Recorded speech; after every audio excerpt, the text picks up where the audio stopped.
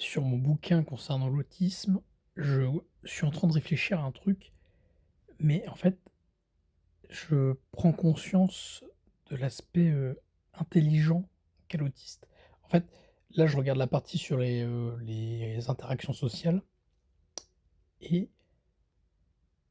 apparemment, c'est complexe pour le social et quand je regarde les témoignages et quand je regarde, on va dire les explications, déjà, je me retrouve dedans, mais simplement parce qu'en fait, il y a une notion de traitement. Genre, en fait, les autistes réfléchissent différemment. J'avoue que ça me perturbe un peu parce que c'est très particulier comme fonctionnement. Il y a beaucoup de ce qu'ils appellent de la saccade et du séquentiel, en gros. C'est manuel, enfin, je c'est c'est pas pareil que nous.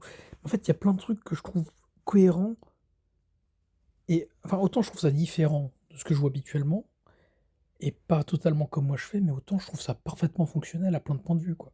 En fait, le PNJ standard, donc le mec qui n'est pas autiste mais qui est névrotique, basique, humain de base, il fonctionne par ego.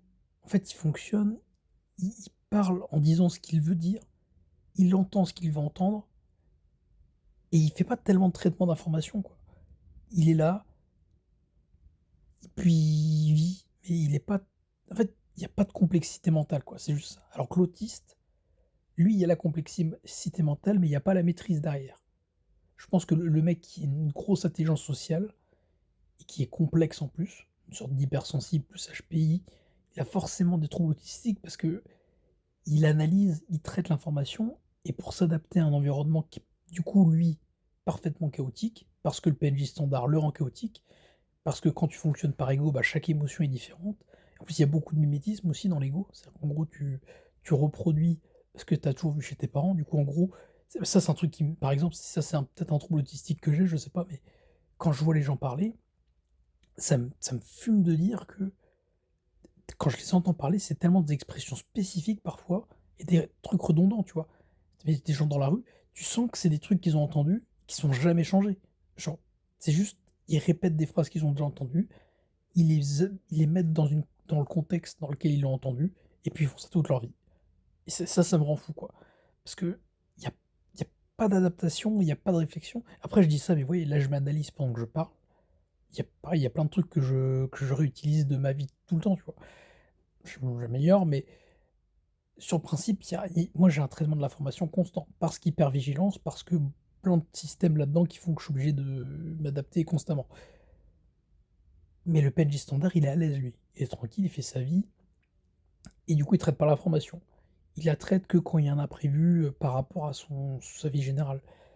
Mais souvent, en fait, il va fonctionner par l'émotion. S'il y a un imprévu, il va être choqué, il va être en colère, il va être triste, on va avoir des émotions et ça va le stimuler.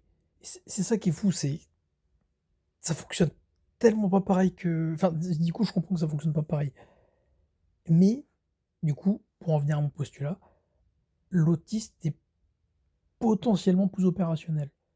Et ça paraît paradoxal. Enfin, pas l'autiste au stade prime comme je le vois, mais, les troubles autistiques, donc qui mettent un peu, en retrait par rapport à la norme certains individus, font que certains individus sont en fait plus à même d'évoluer correctement, quoi.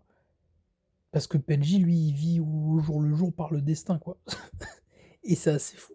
Et je pense, en fait, un truc, c'est que le PNJ standard, il a tellement appris à vivre dans un système «sain», entre guillemets, genre plutôt stable, qu'on estime qu'il a pas besoin en fait, qu'il va aller dans l'environnement qui lui est qui est dans la continuité de cette stabilité. En gros, il a grandi dans un certain environnement, il va rester dans cet environnement ou alors aller dans un environnement différent, mais toujours avec un fil conducteur, tranquille et c'est ce qui fait qu'il va jamais être contraint d'aller voir, par exemple, un psy.